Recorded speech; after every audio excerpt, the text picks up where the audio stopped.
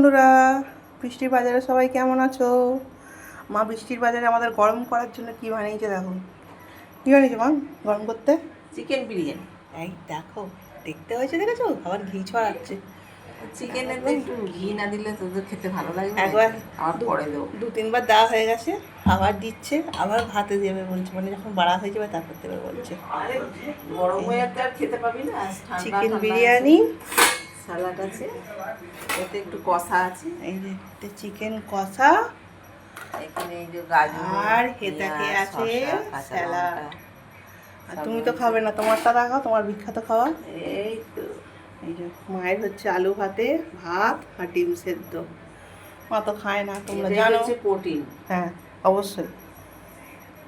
তাহলে চলো আমরা গরম হই। তোমাদেরকে আপাতত সবাইকে টাটা, গুড নাইট, শুভরাত্রি। আবার কালকে দেখা হচ্ছে।